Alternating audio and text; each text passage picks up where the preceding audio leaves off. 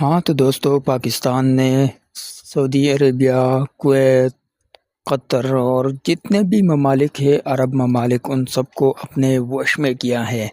मतलब वो पाकिस्तान के बगैर अब नहीं चल सकता। तो पाकिस्तान जो है इलाके का चौधरी बना हुआ है। पाकिस्तान अब इतना ताकतवर है कि कोई उसे माइनस नहीं किया जा सकता, कोई उसे नज़रअंदाज नहीं कर सकता। अमेरिका भी उसे अब नज़रअंदाज नहीं कर सकता, क्योंकि अब पाकिस्तान उस स्टेज पर आ गया है कि वो अरब ममालिक से अमेरिका को निकालने की कोशिश कर रहा है। लेकिन ट्रंप फिर भी पाकिस्तान के ख़िलाफ़ बात तक नहीं कर सकता, क्योंकि पाकिस्तान ही वाहिद मुल्क है जो ईरान के जंग से अमेरिका को निकाल सकता है।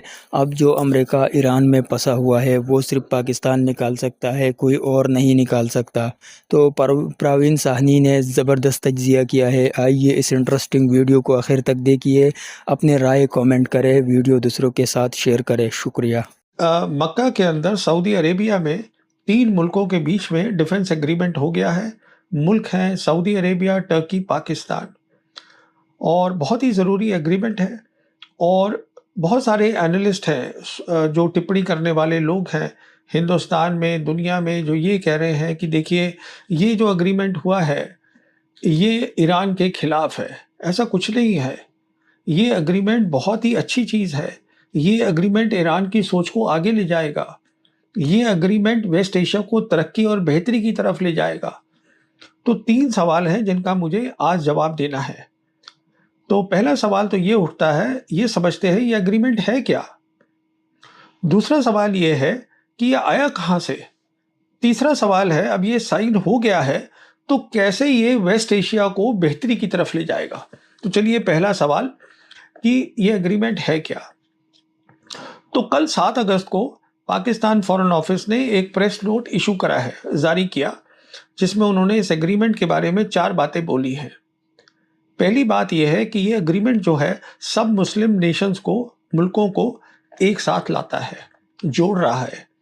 ये एग्रीमेंट तकसीम करने का नहीं है कि ये सुन्नी है, ये शिया है, ये फलाना है, ये ढमकाना है, नहीं। ये सब मुस्लिम कंट्रीज को साथ लाने का है। दूसरी बात ये बताई गई कि ये एग्रीमेंट है कलेक्टिव सिक्योरिटी का। इसका मतलब सबकी सुरक्षा, सांझी सुरक्षा। इसका मतलब आप ऐसा ना करें सुरक्षा के बारे में जिससे कि आप सोचें मेरा फ़ायदा हो और दूसरे का फ़ायदा ना हो। क्योंकि अगर सांझी सुरक्षा होगी तो शांति होगी, आपकी भी बेहतरी होगी, दूसरे की भी बेहतरी होगी और जो पूरा रीजन है वो बेहतरी की तरफ जाएगा। शांति बहुत ज़रूरी होती है। कहने का मतलब ये है, हम जानते हैं कि आज जो है लड़ाई चल रही है सऊदी अरेबिया और येमनीज, जिनको हूती भी बोलते हैं, उनके बीच में। पुरानी लड़ाई है, अब फिर से शुरू हो गई है। तो अगर ये कलेक्टिव सिक्योरिटी, साझी सिक्योरिटी की बात हो तो इन दोनों मुल्कों को एक साथ बैठना है और बात करनी है कि कैसे दोनों का मसला हल हो जाए। किस तरीके से जो सऊदी की प्रॉब्लम है वो भी सॉल्व हो जाए और यमनी जो चाहते हैं उनको भी मिल जाए। विन विन जिसे कहते हैं, दोनों का फायदा हो। और इसमें मुझे पूरी उम्मीद है पाकिस्तान का बहुत बड़ा रोल प्ले करेगा। तो इसको बोलते हैं साझी सुरक्षा, जो बहुत अच्छी बात है। तीसरी बात है जिसको बताई गई वो ये है कि ये है कलेक्टिव डिटरेंस। इसका मतलब ये है कि ये साझी तरीके से तीनों मुल्क मिलके जो बाहर की ताकतें हैं जो नुकसान करने की कोशिश करेंगी इन तीनों में से किसी मुल्क का, तो तीनों मुल्क एक साथ खड़े हो जाएंगे उसके खिलाफ। देखिए ये इशारा जो है अमेरिका की तरफ नहीं है, अमेरिका की फौज की तरफ। ये इशारा सीधा सीधा इजराइल की तरफ है। क्योंकि हम जानते हैं कि इजराइल के बहुत सारे जो सीनियर मिनिस्टर्स हैं वो खुलेआम बोलते हैं कि इजराइल को ईरान के बाद खतरा जो है वो टर्की से है। तो अब इस एग्रीमेंट के बाद क्या होगा कि इजराइल कुछ नहीं करेगा टर्की के खिलाफ, क्योंकि उसको बिल्कुल ये साफ होगा कि मैं टर्की से लड़ाई नहीं लड़ रहा हूं। 3 मुल्क खड़े हैं, पाकिस्तान खड़ा है, सऊदी भी साथ में खड़ा है। तो ये भी एक अच्छी बात है, शांति चाहिए। तीसरी बात, चौथी बात ये बताई गई इसमें कि जो ये 3 मुल्क हैं इनके पास बहुत सारी उपलब्धियां हैं, एडवांटेजेस हैं। ये एक दूसरे की मदद कर सकते हैं डिफेंस में, टेक्नोलॉजी शेयर कर सकते हैं, जॉइंट प्रोजेक्ट कर सकते हैं, बहुत काम कर सकते हैं। तो ये सारी बातें जो प्रेस नोट में है ये पॉजिटिव है, अच्छी बातें हैं। उसके बाद जो टर्की के प्रेसिडेंट हैं एर्दोगान, उन्होंने अपनी सोशल पोस्ट पे 3 और बातें लिखी हैं इस एग्रीमेंट के बारे में। पहली बात तो उन्होंने साफ-साफ बोल दिया है कि ये टेररिज्म के खिलाफ है। तो ये तो सीधा इशारा है इज़राइल की तरफ, क्योंकि इज़राइल ही मुल्क है जो वहाँ पे टेररिज्म कर रहा है। दूसरी बात उन्होंने ये कही है कि ये एग्रीमेंट जो है, जो भी ये और भी मुल्क इसमें शामिल हो सकते हैं, नॉन मुस्लिम कंट्रीज़ भी शामिल हो सकती हैं, जब तक कि वो इस बात को माने, इस सोच को माने, साझी सुरक्षा की सोच को, जिससे कि सबकी बेहतरी हो।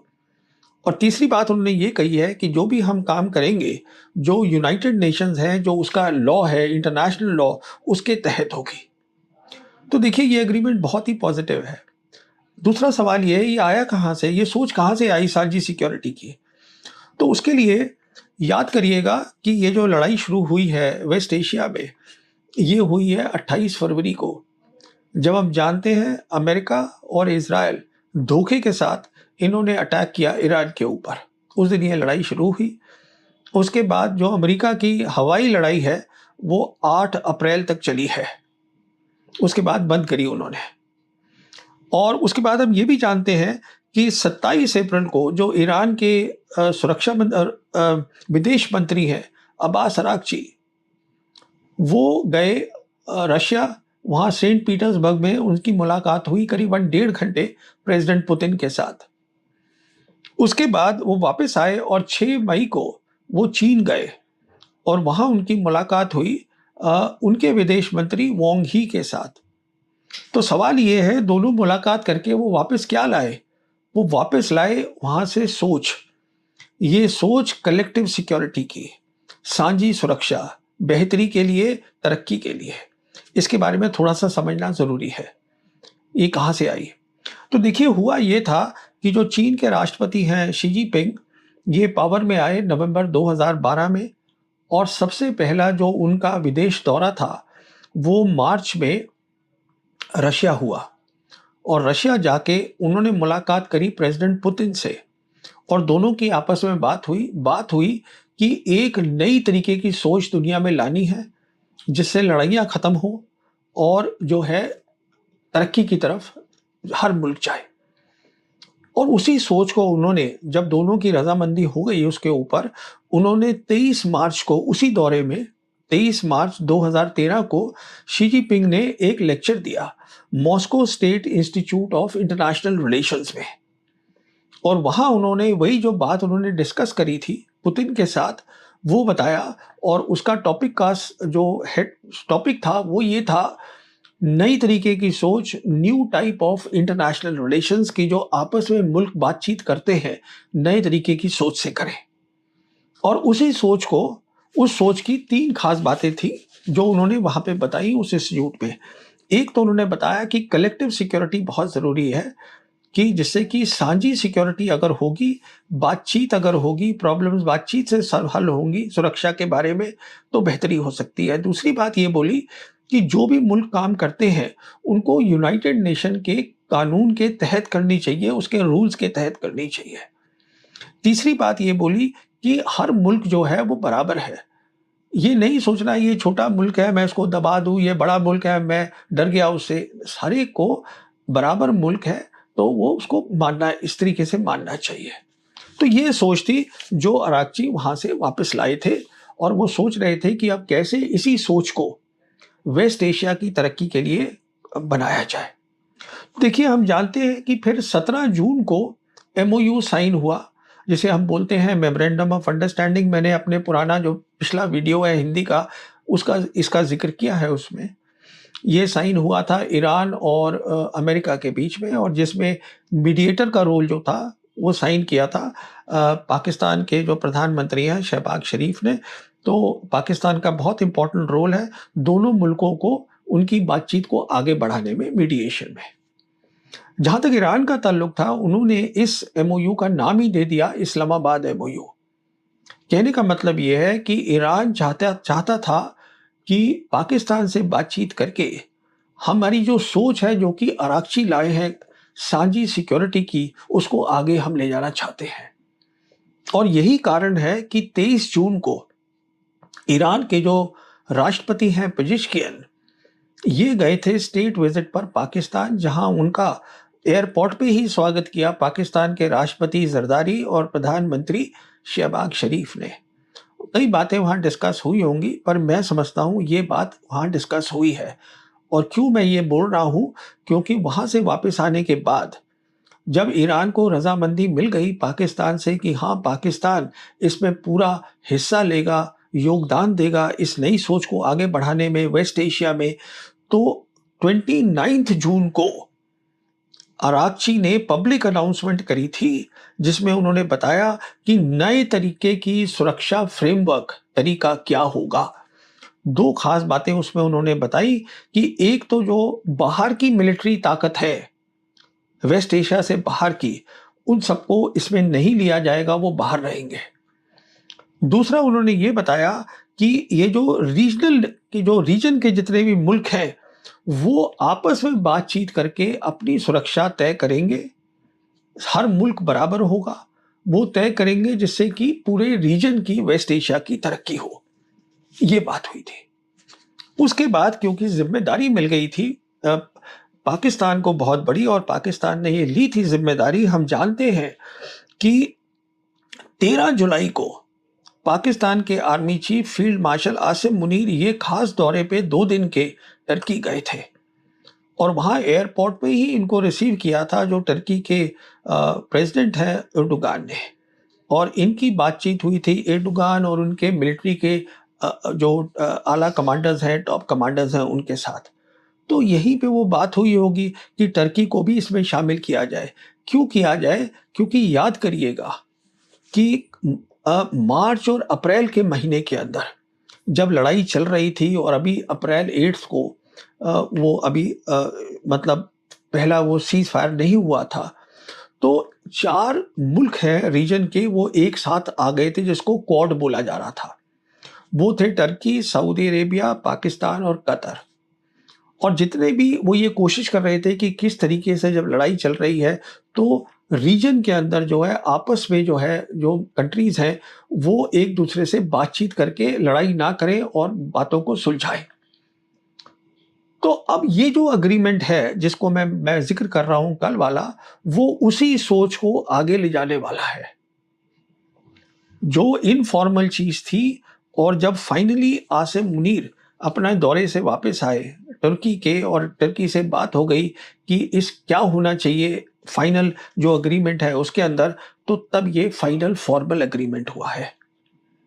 ये वहां से आई है सोच, और उस सोच के अंदर जैसे आपको मैंने बता दिया है, पाकिस्तान ने एक बहुत इंपॉर्टेंट रोल प्ले करा है। पाकिस्तान मीडिएटर नहीं है, उसके अलावा वो तो है ही है ईरान और उसके अमेरिका के बीच में।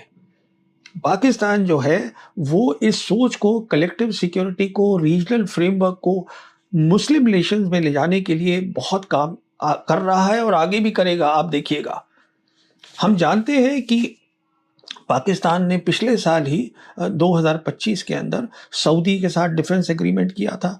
उसके बाद उन्होंने अभी जो है कुवैत के साथ जो डिफेंस एग्रीमेंट उनका 2023 का था, उसको उन्होंने फॉर्मल किया, फॉर्मल साइन हो गया।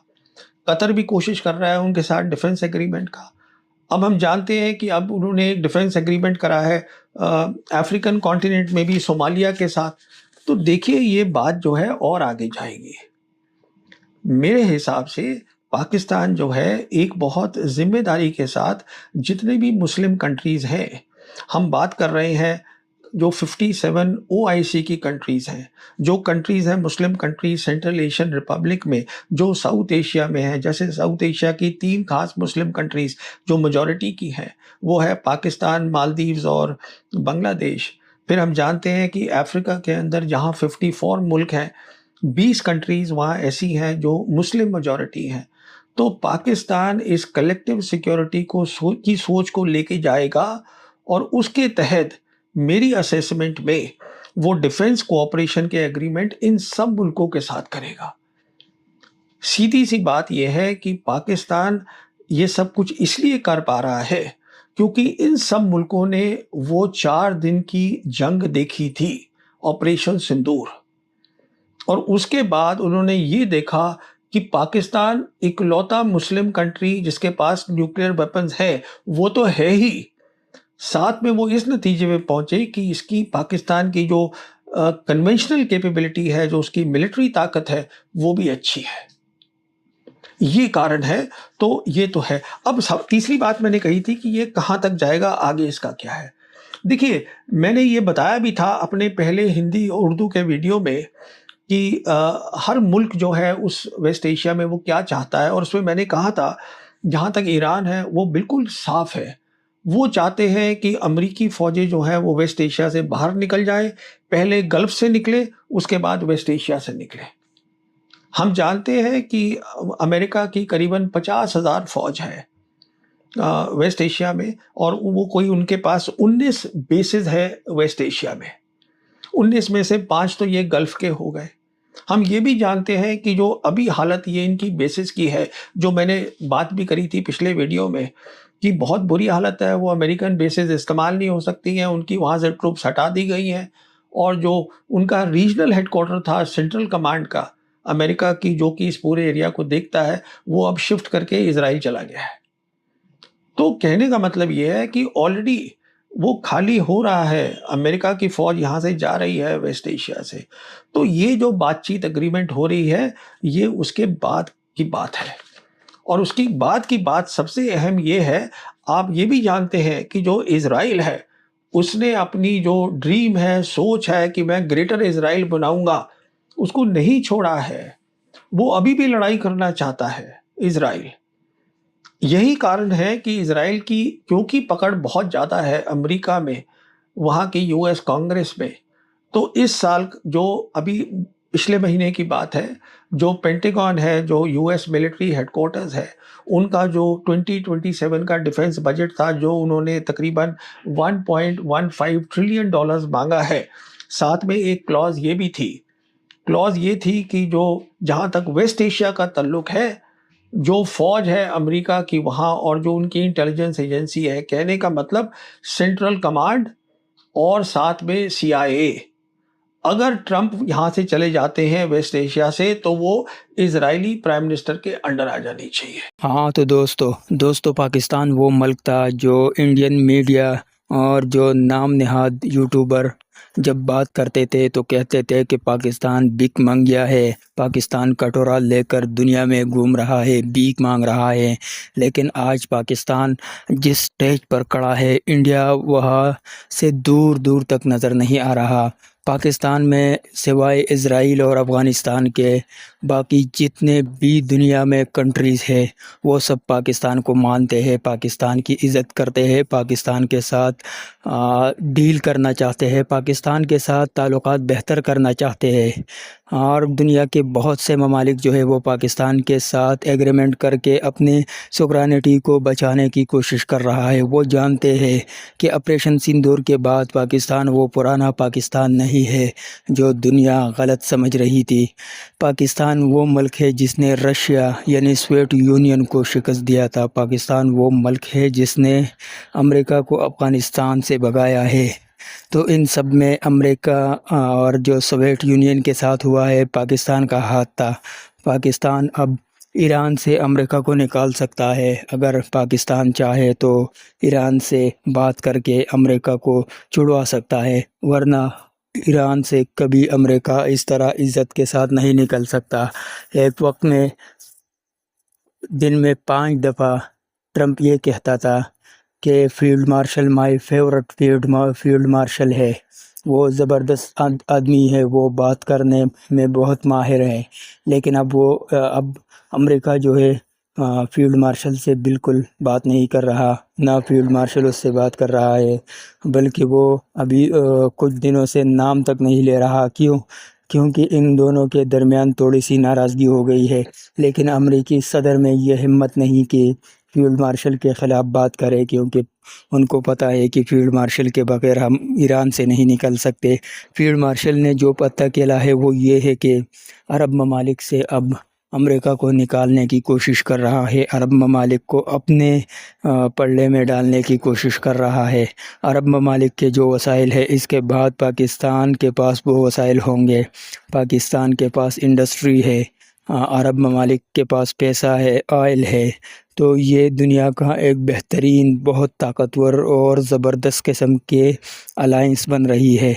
इसमें मुस्लिम कंट्रीज़ भी है, मुस्लिम में सुन्नी शिया दोनों होंगे, इसमें ईरान भी शामिल होंगे, इसमें चाइना भी है, इसमें रशिया भी होंगे, इसमें और भी बहुत से कंट्रीज़ होंगे। ये सिर्फ मुस्लिम दुनिया का नहीं, बल्कि ये एशियन कंट्रीज़ का एक अलायंस बन रहा है। इसमें वो ममालिक होंगे जो अमेरिका के अगेंस्ट है, वो अमेरिका को पसंद नहीं करते या कहीं न कहीं अमेरिका या अमरीकी पाबंदियों के ज़िद में आए हैं।